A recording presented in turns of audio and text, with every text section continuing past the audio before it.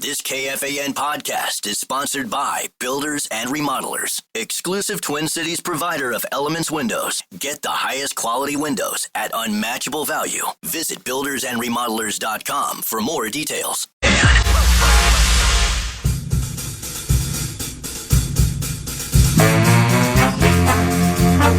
Welcome back to the show. Take care, Polly Wally. Never heard anyone in my life who's more insane than Polly. Stop him! Stop him! Stop him! Little hoop action. Hell yes!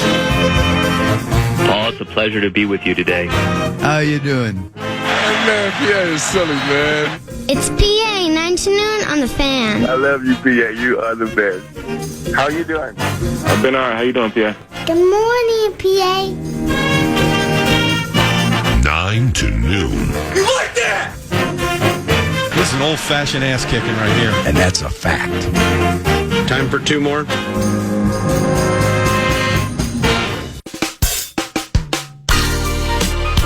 boy's back!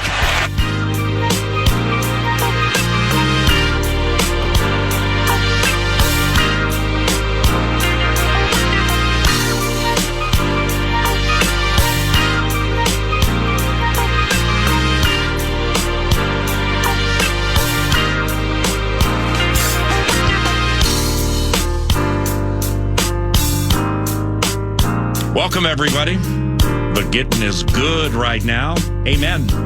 And here comes Alec Lewis with The Athletic, and he's spunky and spry and a connoisseur of quality Manischewitz. Let's start here. All hail the How this weekend in the playoffs. Inbound, Keontae George will dribble this one out. Timberwolves assure themselves of at least the 6th seed. They beat the Jazz in the regular season finale behind 43 points for Anthony Edwards. 29 of those came after halftime.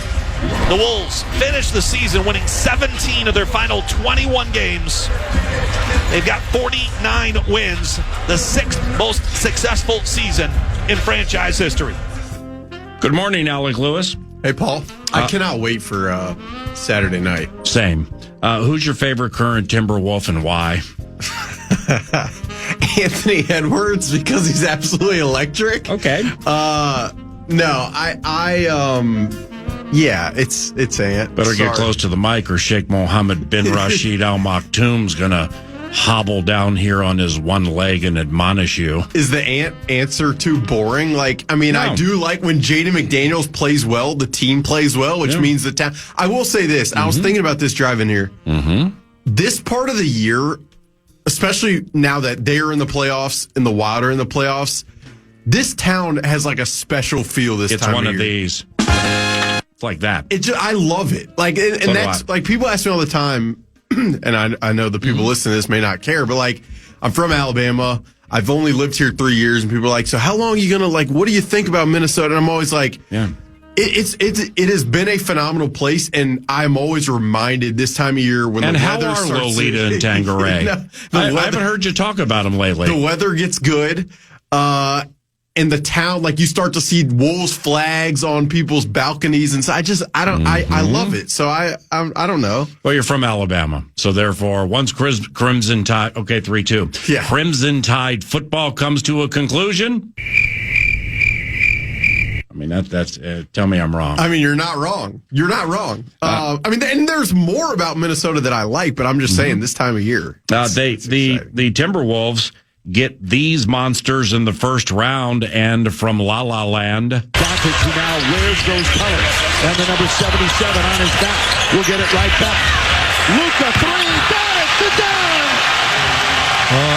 The crowd on their feet when he knocks down the triple. Who do you like in this series and why? Did you see the ESPN? I saw Jim Pete tweeted the ESPN analyst like Mark Spears in that group. I don't even know if Mark Spears. Why did Mark Spears just catch a straight? No, there was a Spark Mears in there. I saw all the names. It was 10 ESPN analysts, and it was Lakers in 6, Sweet. Lakers in 7, Lakers in 5. The TV crew has a chip on its shoulder. I did think it's interesting to see that there are that many days off between a lot of these games. That feels very beneficial for the 40-year-old guy who still jumps the way that 40-year-olds should not. You don't think it helps Rudy? It helps them all, Alec. Sure. Some helps guys, Finch and Nori, too. Game planning. Some guys are older than others. Finch's knee. I for some reason, I kind of, when I saw that many predictions for the Lakers, part of me just thinks the Wolves, I mean, are you talking yourself into it? Yeah, a little bit. Okay. This has been such a, I've followed the season. Obviously, I don't cover the team. No, but you're an elite basketball mind. I watch and I read John's stuff at our website almost every day. And I don't know. If it clicks, Dane Moore just caught a stray. And I love Dane. Dane and I were talking earlier this week. For some reason, I just think this is a time where Anthony Edwards, I was reading something the other day on The Ringer by this guy, Kurt Goldsberry, used to work for the Spurs. He's talking about the evolution that Ant has made in terms of three-point shooting, which is not telling anybody listening to this who watches the Wolves something they don't know. But I think the increase in volume of his shot, of his three-point shot, and the efficiency with which he's doing it is he hit 40%. It is I don't think nationally people are talking enough about that type of improvement year over year. And if he can keep that up and do this in this series on this stage, I think Chris Hines' book will sell as well as probably his publisher wants it to sell, because I think they can win the series. So what about these playoff-bound Christmas colors? 30 seconds left in overtime. Matt Boldy off a Johansson pass, left it back for the Swedish-born Marcus Johansson to open the scoring tonight. Johansson carries in, got past Gauthier. Johansson left it back, Boldy faked the shot, wristed one, he scores! Matt Boldy wins it in overtime! The Wild pour off the bench to Marc-Andre Fleury, and they're heading to the playoffs in style with a 3-2 win! It's time to drop the puck. So, who's your favorite member of the Wild and why? Boldy. Yeah. Why? And why? Because he's just so fluid on skates. It's just, and honestly, it's the in football, it's like body control. He's got really good stick control. He knows, I don't know. It just feels like it's natural. It is. He moves naturally. That's exactly naturally. Right. You saw that at his combine in Toronto, right? I don't know if that's a thing or not. I don't know if the NHL combine. I don't think that's a thing at all. I will say I love Boldy. When I saw the other night that he scored the game winner, it's just not surprising. The guy is a talent that hopefully it just flourishes out in Vegas as Michael Russo has a good time probably out Russo there. Radio, 11 o'clock today, 9 to noon. Johnny Krasinski, 11:20, 9 to noon. Wow. Alec, it's the Athletic Thursday, 9 to noon. What about Dan Hayes? Oh, no, no, Dad, you know what? I probably should have put him in to complete the superfecta. Got shut down on Dane Brugler, Dan Pompey, Mike Sando, and what about Diana Rossini? And Diana Rossini. She won't talk to me anymore because of my tweets. Okay, 3-2. So the Minnesota Wild happen to be dogs to these guys. Off the draw, the Golden Knights have it. Their power play lethal. And that's without Pietrangelo and Hurdle. Because here's Eichel left side shooting one, he scores. Jack Eichel, his second of the game. This one on the man advantage. It's 3-1 Vegas. The first game of the first round between the Wild and the Las Vegas Golden Knights is Sunday on KFAN. Now, when the 702 housed its first cup in 2023, what, Alec Lewis, what do you happen to remember about Mark Stone's hat trick in the deciding game? I do remember. I don't know anything about the Golden Knights. I do remember that arena was electric. Like when they first started that team, I remember I don't know, there were like fluorescent lights and stuff in the crowd. Medieval vibe. Yeah, it's just a little medieval knights. Good job. That was good by you. That was. I don't really know much about the Knights. I'm gonna have to do some You have to read up on it. How many hockey players are on the puck? You got Russo, you got Joe Smith, you have Pierre LeBrun. Yeah, no, how many? Doc Emmerich. How many? I love Doc Emmerich. Best. Just look up a roster or two. You're fine. No, here's my question, though. How many I called 2 wild games. If I can do that, anybody can do anything. How many hockey players on the ice at the same time? 20? What? On the same time? Honey, it's the all 12. You have 3 forwards, 2 defensemen, and a goalie. Okay, sorry. So it's 6 on 6. So I was the all 12 is what you would be watching with Dane Brugler. That's what I was going to say. I would watch the all 12 beast. I would watch the all 12 of the previous matchup. But I know, Coach Hines is going to have him ready. I hear him on the show, and so looking forward to it. NFL Draft. First round of the NFL Draft is a week from today, and hot damn, we couldn't be any more excited for it. What if the Minnesota Vikings at 24 draft this guy? Give us to Hampton. Big hole up the middle. Still on his feet. Inside the 20. Bounces off a tackler and scores. Good morning. And do you have any steam? As far as Omarion Hampton, not just any steam. I love Omarion Hampton. But the problem would be if they drafted Omarion Hampton the first round and they have Aaron Jones and Jordan Mason, then Kevin O'Connell will be running the ball way more than he wants to. Well, maybe they'll take Hampton at 24 to be a supreme gunner. A supreme gunner. Najee Thompson on one side, Hampton on the other. I mean, that sounds good enough to eat. I mean, it's going to be interesting. I think they got Tavier Thomas to be one of the gunners, by the way. Do I have steam? Yeah. What steam do you have that you can share? What, on the draft? Well, I mean, here's the thing about the draft. Anybody who acts like they have steam, it's a little faulty because you also have to know what happens in the 23 picks before what happens at 24. So you're trying.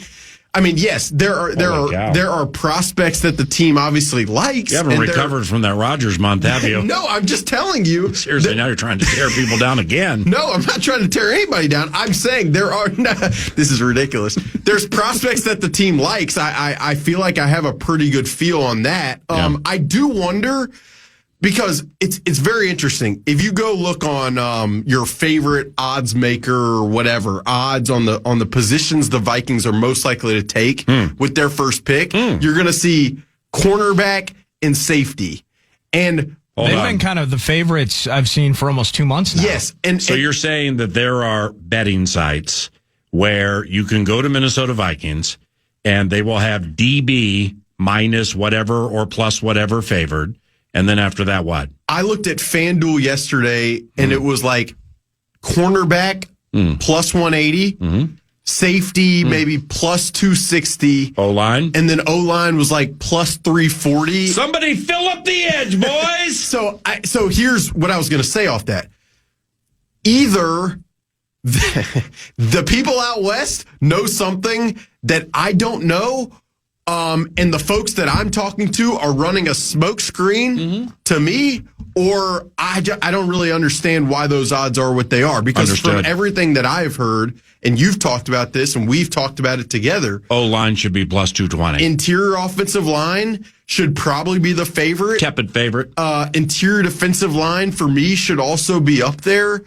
And then if I'm sprinkling anything late, maybe it's cornerback, but maybe receiver. Like that's like receiver way late. Tight end 14-1. That's worth $5. No, it really is. You're getting 38-1 if they draft Omarion Hampton. I will tell you, Omarion Hampton is my favorite player to watch on film. Somebody check the spark plugs in the edge. But that's what's interesting to me about where the Vikings sit at 24. But I mean, all of the names that you guys have talked about, the Gray Zables of North Dakota State, the Kelvin Bankses of Texas. I doubt he gets to 24, but he's an interesting player. The Ohio State piece that you've been hitting on. Donovan Jackson, I like him. He's an interesting one.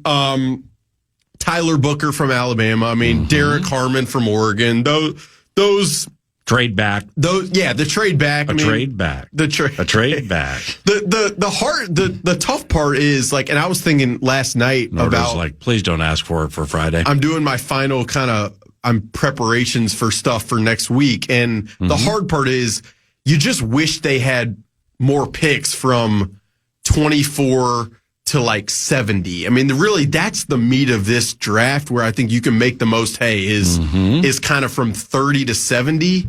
And so, I mean, the fact that it's 24 and then 97 is difficult. You sitting over there with some odds, Eric? I got some odds, yes. What you got?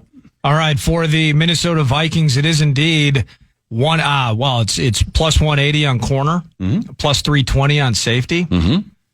If they take Booker, Zabel, Donovan Jackson, we're getting 3.5 to 1, PA. 3.5 to 1 interior offensive line. That's not an opportunity. It's a mortgage payment. Are you kidding me? Exactly. And if we get sniped at O-line and it's just, I don't want to really reach, and Kwesi don't dance, he just pull up his pants and do the rock away, and he tries to trade back. Trade back.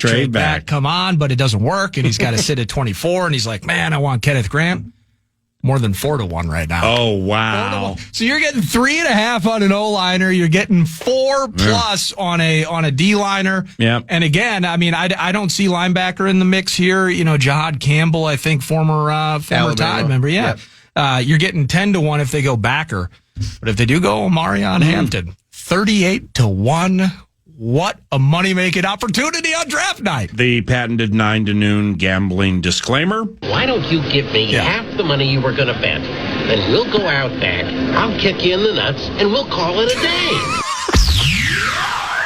Let's marathon this opening segment, courtesy of Steve's Appliances. I've never seen a marathon at the top. Is that a new strategy? It's fishing.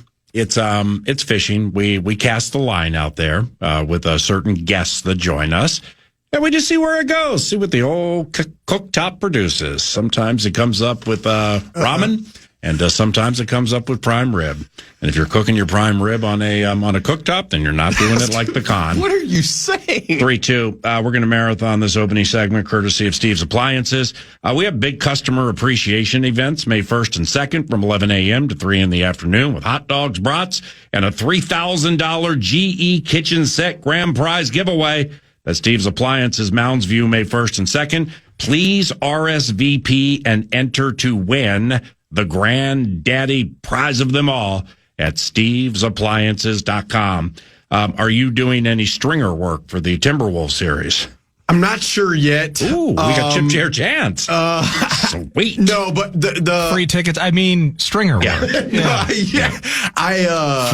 Aaron Freeman looked at his productivity or lack thereof last year. Now all of a sudden he's sitting in the second deck. Aaron Freeman, Sarah Perez, they're incredible over there. Yeah. I mean, Sarah Perez is. So why didn't Alec bring his computer?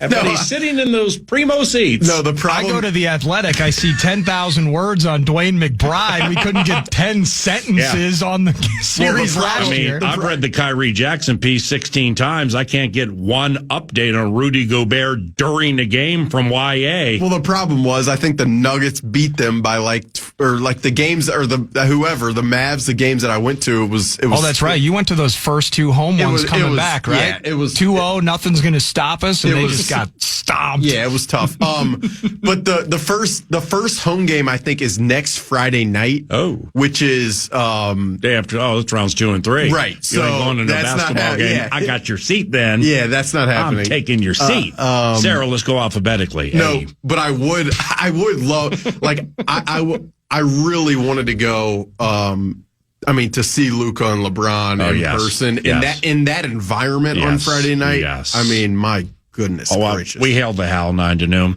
If Russo Radio and or Joe Smith were stranded due to, say, an airplane mechanical, and you were thrust into covering a Wild playoff game, how would it go? Because you have to do it. I mean, it's competitive environment. Newspaper business, so to speak. I would love the opportunity. You got to do a good job. Yeah. I would love the opportunity, and I would give it everything I've got. But there's going to be some references in there that the avid and long time listeners of Michael Russo and Joe Smith would probably not be very happy with me. But I would give it. So you'd sit next to my best. A Vegas Golden Knights beat writer and kind of cheat off his computer screen. It's enough of a village, right? Professional respect. Yeah, like you can sit next to Sarah McClellan, and you're like, there you go. Can you tell me what a half wall is? No, Sarah ain't giving out. How many people are on the ice right now that they're a power play? What are there, 20 out there? Did you really say that 10 minutes ago? What the hell you think it is? Soccer? I don't know. I know you called it soccer on ice at one point. You got lambasted for it, but still. I would probably be texting Dane Mizutani, who covered the team for a long time. That's smart. For some advice, Chad Graff. Chad Graff, yes. Yeah, that's Chad a Graff, great point. Patriots beat,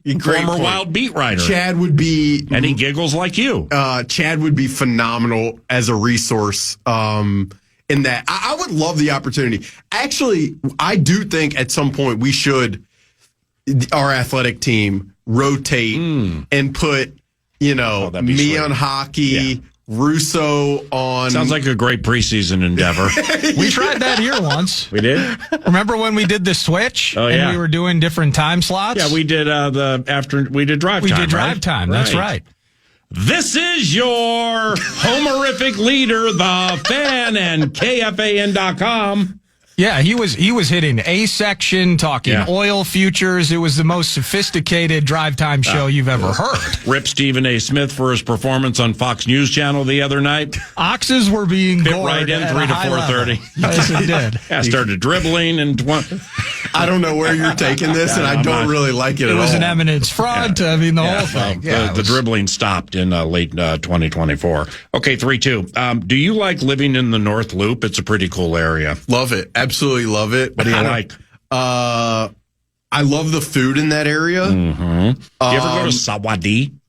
I have not been there. The Thai place? Yeah, pretty good. That's right near First Resource Bank on Washington. Yes. And the Trader Joe's. I go there all the time. You got a Thai restaurant? Oh, come on. There's a Thai the Thai place I like there in the Twin Cities. There's a place called Nong's Thai in Golden Valley. Really like that place. But I'm a big food. I say it all the time. Minnesota and Minneapolis, and specifically in the North Loop, it's one of the most underrated food towns, in my opinion. What was the name of the Thai place? Nong's Thai. Watch your language in front of the lady, punk! So, given you're Minneapolis based, you ever get down to Bunkers on Washington and watch some music? I've never been to Bunkers. Bunkers is the bomb. But this summer at some point, dude, the music is awesome. There will be a night, and hopefully I'll be there. I don't know if Legendary Combo does Mondays anymore. In fact, I don't think it does. That producer over there, the mad producer, he needs a Sunday at Bunkers with yours truly and you to watch Legendary Combo and some old school R&B. Would you do that? Oh, we used to do it. You're gonna be. You're busy. You're calling racehorse. You're doing. He'll make time. Yeah, but it's. I'd like to get the down there on a Sunday night. You in? Oh, are you kidding me? Get that done. Bring Alec. We're listening to Stevie cover 7 to 7s and call it a night. Correct. I don't even know what you're saying. Get out there and go. Lean back. Lean back. Lean back. Should we talk about the draft, or what are you? Will North Dakota State University offensive lineman Gray Zabel be available at 24 a week from today? Gosh, that's such a good question.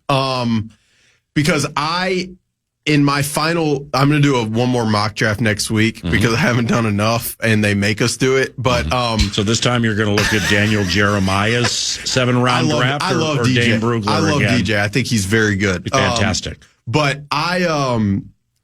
I'm trying to trade back because the probability for me is that might be the likelihood, but also end up with Zabel, and I don't know if that makes any sense in the world. You don't know if that makes any sense in the world, Gray Zabel.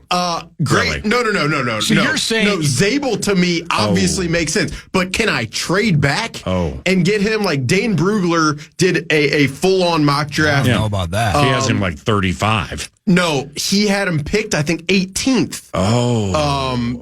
So I don't know. I don't know if he'll be there at 24. Yeah, that's why I can't do mock drafts because I'm too much of a man child. So when I'm putting this stuff together, I can't help but in some ways intuitively manipulate it so that my team, I personally at this stage, I don't think he's going to be there with the way the steam's going. And we got Niebur was with the power trip, so maybe we'll revisit this topic. But the way he was putting it out there, all the flexibility, I'm in love with the Missouri cat, but Will Johnson, Kelvin Bakes, Zabel, all these guys, they are just crushing up the charts right now. And the idea to be able to trade back, that would be home run of the century. Well, it feels like for me to acquire an additional top 2-day pick and get Gray Zabel, that'd be crazy. Who was that last name you mentioned? Armand Mimbu. Watch your language in front of the lady, punk! He's going to be way gone at that point. Yeah, Bears at 10. But, I mean, to me, that's where this draft could be very interesting. It's like if you get to 24 and Zabel's gone, Kelvin Banks is gone, Booker.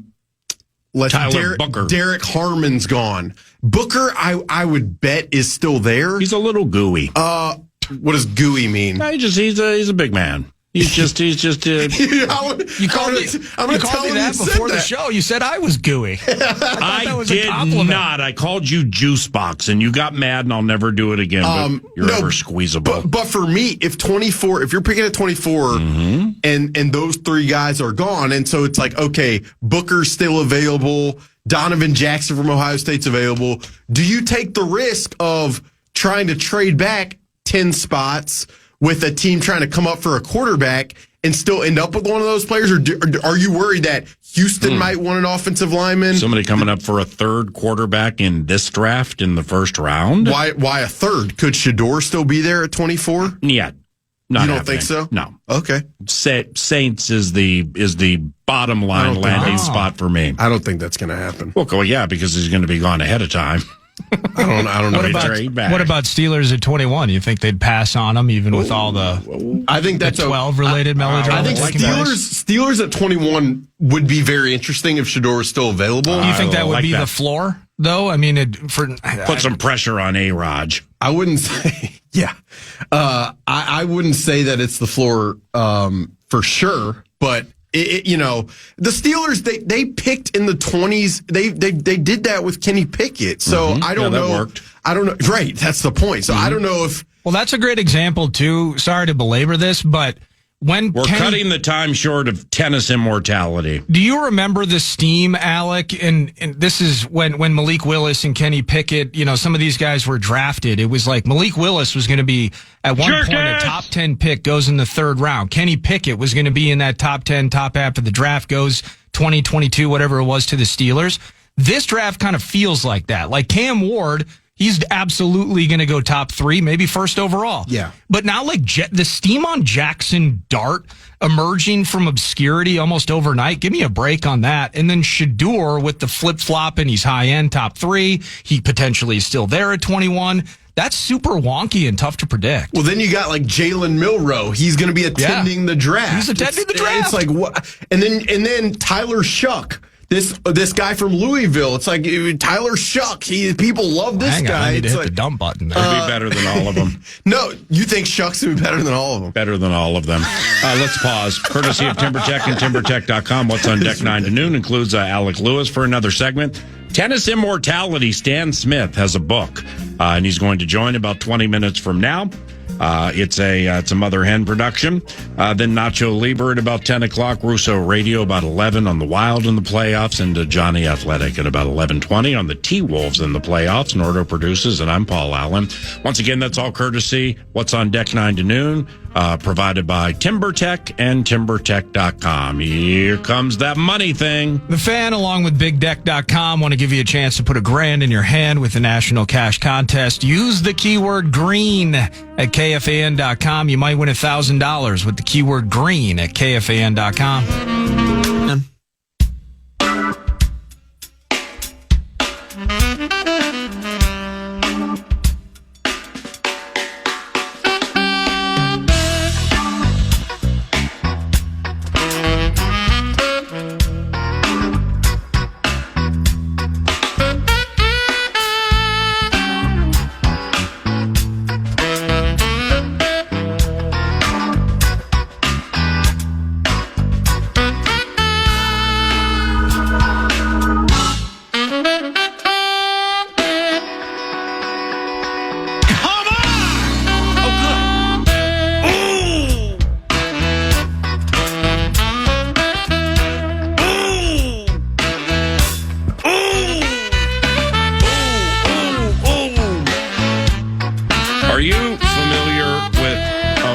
here with Charch last week. That's right.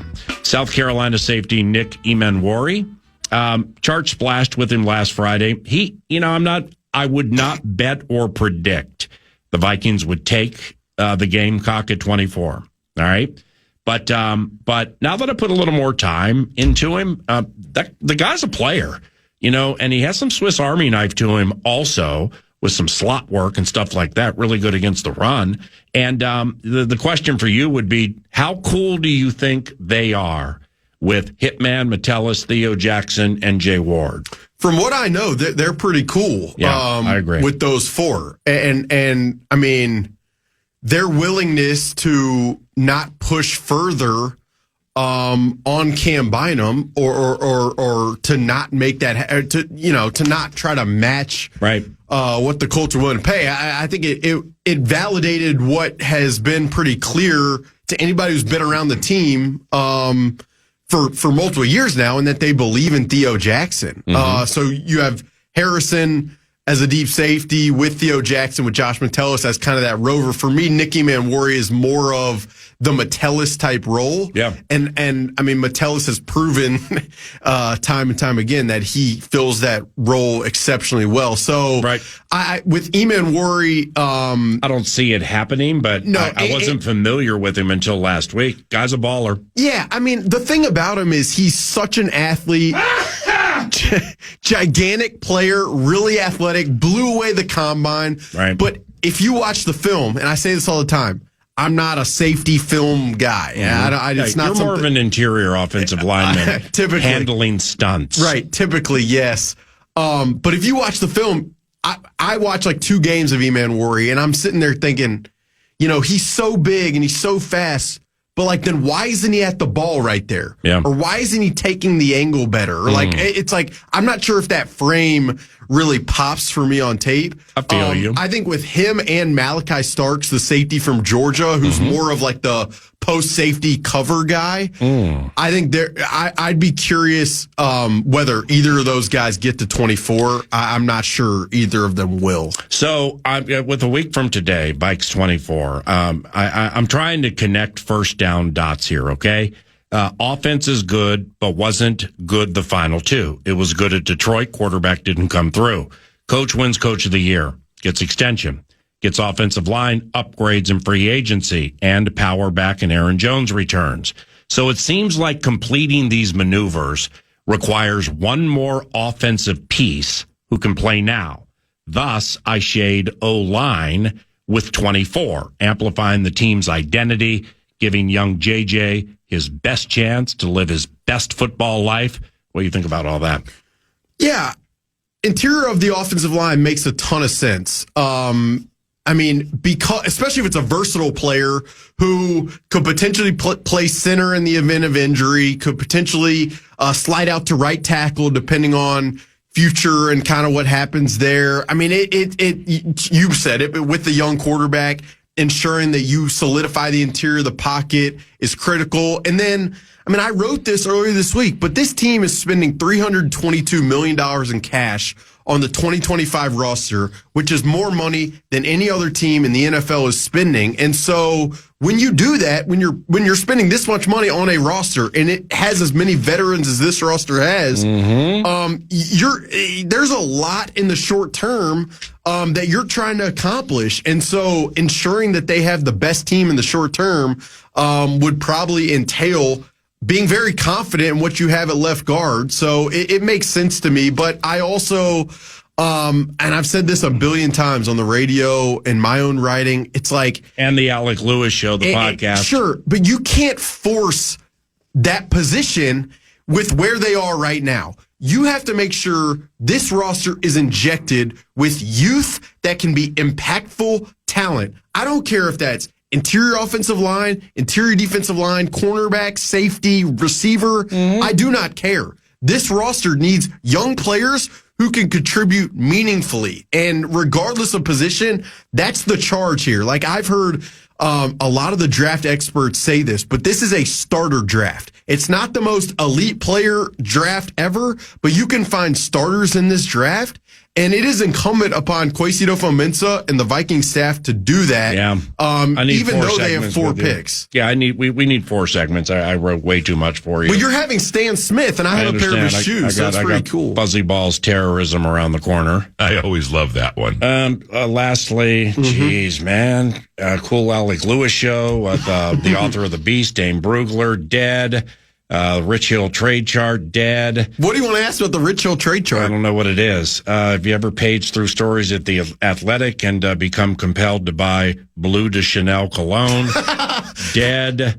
Let me just finish with this. It's a minute, you get it all. All right. What's Kwesi up to today with his press conference at 11 o'clock? What's he up to? Yeah, like what is it? Just the pre-draft presser? It's just a pre-draft presser. What was the owners' meeting? He didn't speak at the owners' meetings. Oh, just to 9 to noon? He just spoke to 9 to noon, and then he did a little off-the-record stuff with the beat writers. I don't expect this press conference to be the most electric thing in the lastly, if Kwesi's, and I'm gravy training this from The Athletic, I thought it was a pretty cool point. If Kwesi's first 4 first-round picks are from major colleges, does that mean Gray Zabel dream dead? NDSU, FCS? No, I just I don't think, if he'd taken 16 picks and they were all major colleges and young players, then you'd have more of a sample. But you can't limit your picks to just certain colleges. If you love a player, and from everything I know, I really do think Gray Zabel is a player they like. With his versatility, then it's hard. You're not prevented from drafting him because of where he went to college or whatever his age is. If he has traits you believe can help you do what they want to do, which is win championships. So what? That to me does not. What do you want next week? The 11 o'clock hour day of draft or the 11 o'clock hour day after draft? Day of draft. Day of. Yeah. We'll day put you of in draft. at 11. It's a bet. Thank you very much. Thank you guys for having me. Enjoy Stan Smith. Yep, for sure. He's next when 9 to noon continues. Tennis Immortality, Stan Smith has a book. He also has some very, very attractive shoes. And we're going to talk about all of that 9 to noon on KFAN. Fan.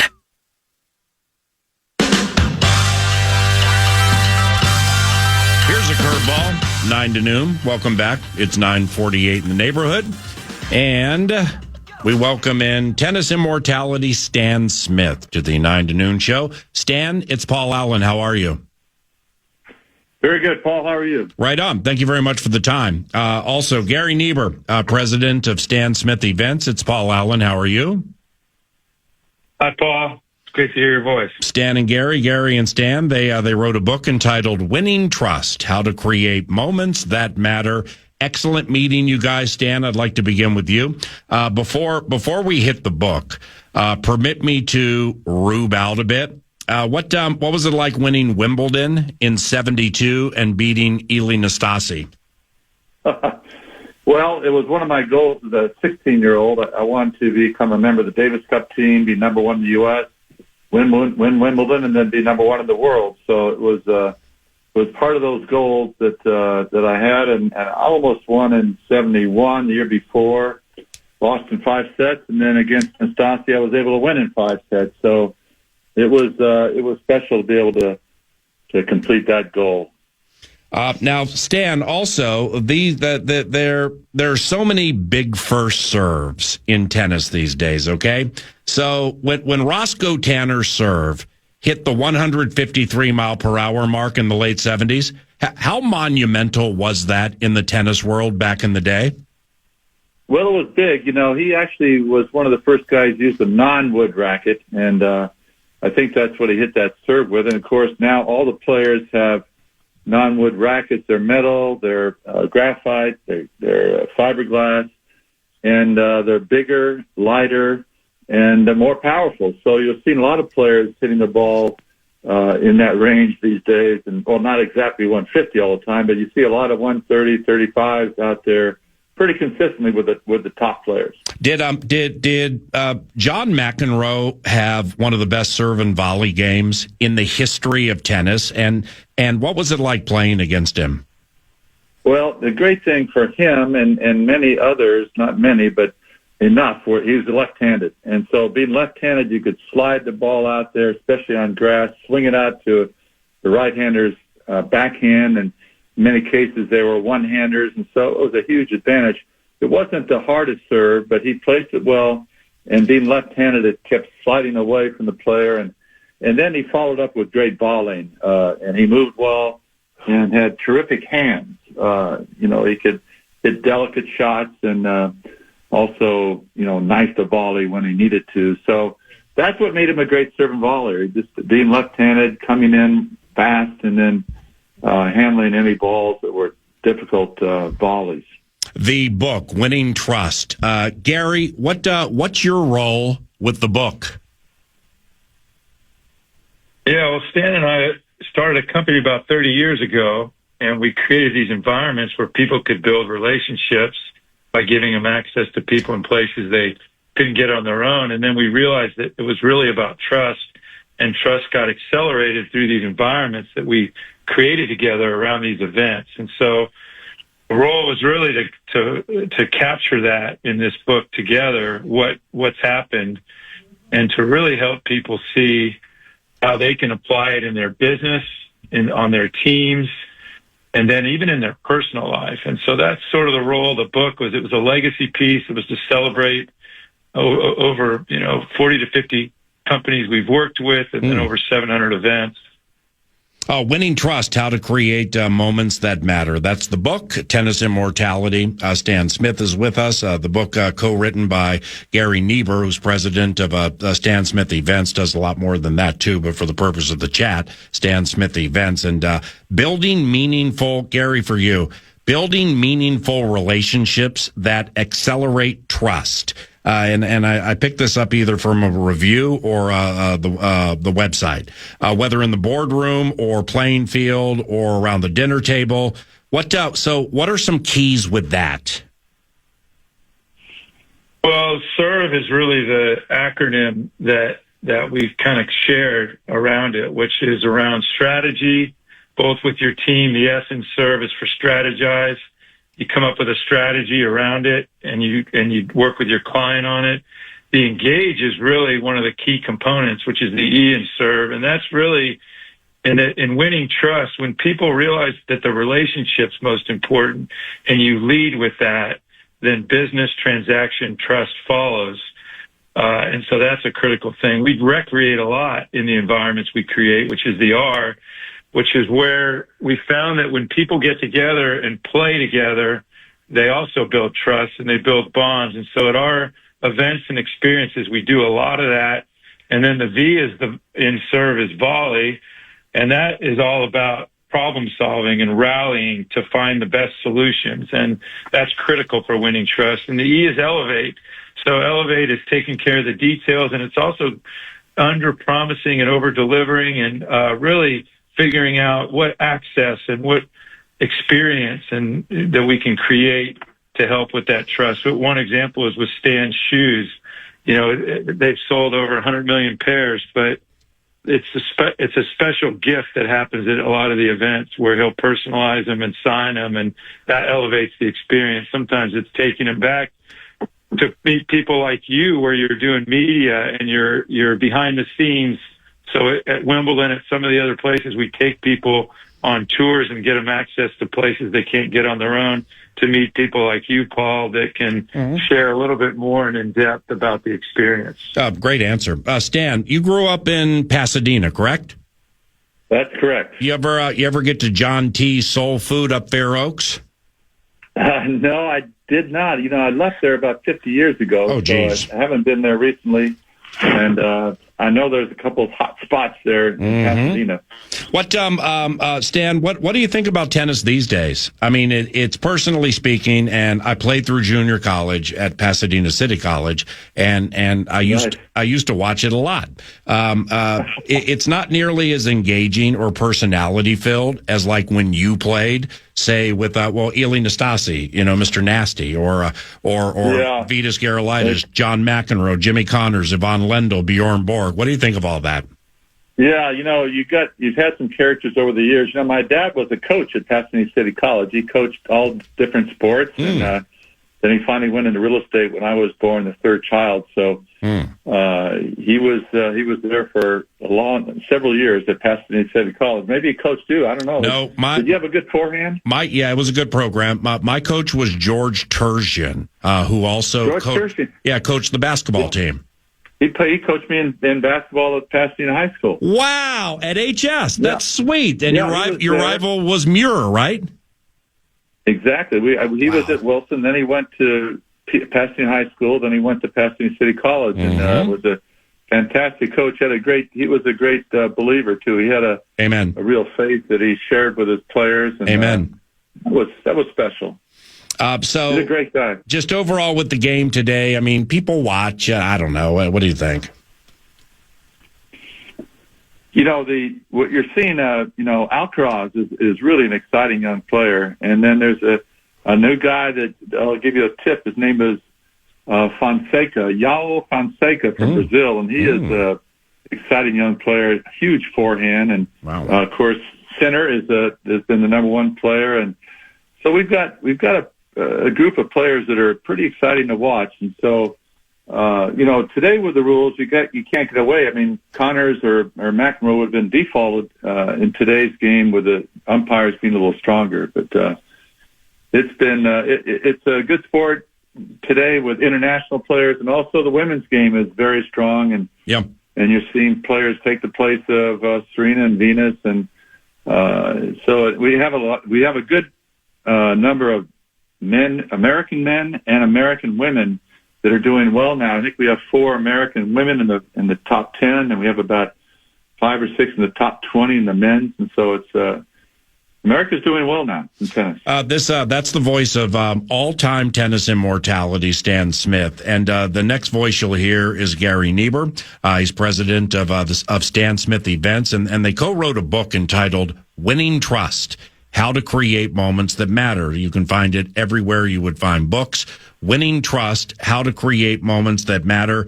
Time for a few more, as the great Bob Hagan would say.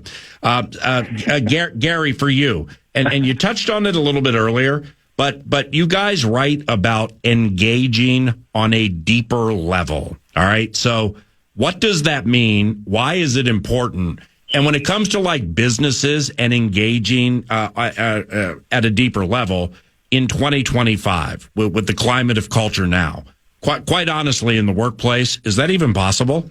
Yeah, you're right. I mean, trust is a big word. I mean, there's a lack of it in a lot of areas. And so what we found is when you create this environment where people want to be there and they want to engage, that the walls come down. We've seen, a good example is at Wimbledon last year, Stan and Andre Agassi did a talk together to a group at a dinner before, the guests were going to experience Wimbledon. And Andre was really vulnerable and transparent, and he shared a lot of stuff. And then the conversation that took place around the table wasn't business after that. It was really people felt the freedom to open up. And that's what we've seen over the years, is that when you put people in an environment, in a situation, sometimes when we recreate, they're uncomfortable because they've not played tennis or golf or, pickleball or cornhole, these different games we do to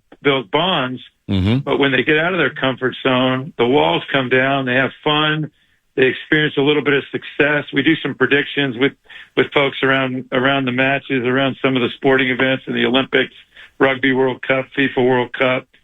And so whether it's those environments that are sports, or whether it's really getting away to a third place where it's not their office or the other person's office, they talk about their lives and things that are important to them. So then when trust is tested, because there's a chapter in the book called Second Serve, because everybody needs a second serve. Stan had a really good first serve. My first serve, I played a couple years. I needed my second serve. And so when you make a mistake in these relationships, if they know your heart, they know you care, you want to do the right thing, and that the relationship is more important, then it's a lot easier to rebuild trust when it's broken. But if people feel that your relationship is transactional, or it's a win-lose situation, it's not a good deal, then they're not going to trust you. And then when bad things happen, it's really tough to rebuild it. So that's what the book kind of gets into. It gives opportunities to apply. It's hopefully a leadership tool for people to apply it to their work, but also to their family and at home. And, it's on horizontal trust in the human relationships, but, there's even some different quotes where, our faith has really been important to us. And trust in that area is important too, as I know it is in your life, Paul. Amen. Time for two more. Stan, the famous Stan Smith tennis shoes. Permit me to be the 1 millionth person to go down this road, but nevertheless, it's something where if I'm you, I smell the roses that people are still talking about the Stan Smith tennis shoes, still buying them, man. Because we're talking about more than a half century here. Do you still get a cut, or does Adidas scoop all the chips these days? Well, we have a nice relationship. I get a little bit out of each shoe. I get about 1 penny out of each shoe, so it works out well. They sell well.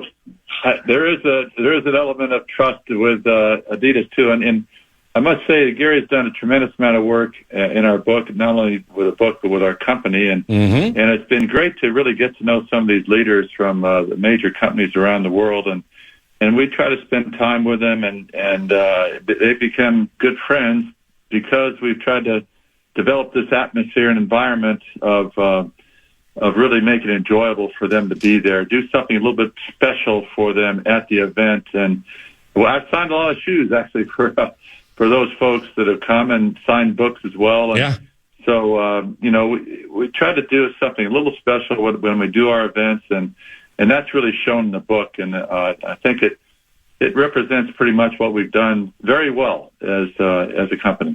Well, I'm 59 years of age, so everybody has had Stan Smiths, and specifically in the 70s and 80s, man. I remember there were Converse and the Chucks, and Stan Smiths, and then K-Swiss, moved onto the scene, and until people were twisting ankles because they weren't constructed for tennis, that got popular for a second. But do you think, Stan, most people know you now for the tennis career as an author, or for tennis shoe immortality?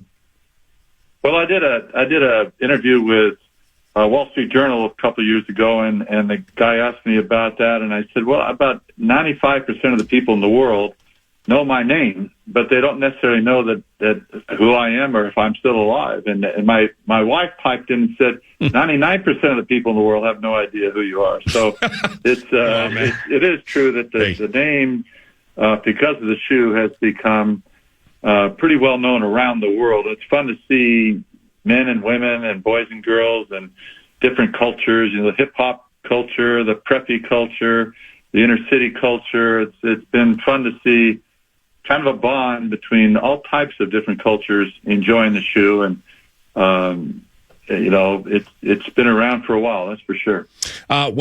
Stan and Gary, you guys, for what it's worth, have won my trust, and hopefully people think we created a moment or moments that matter. May God bless both of you. It's Easter this Sunday. I clearly can tell that you're Christians, so God bless you guys. It's a very significant day Sunday, and I appreciate you guys bringing that up. May God bless you guys, and best of luck with the book, all right? Same to you, Paul. Yeah, God bless you too. Thanks, Paul. Yep, for sure. See you. That's Tennis Immortality, Stan Smith, and Gary Niebur, president of Stan Smith Events. They wrote a book together called Winning Trust, How to Create Moments That Matter. A couple of nice chaps. Ben Lieber joins 9 to noon around the corner. It's KFAN.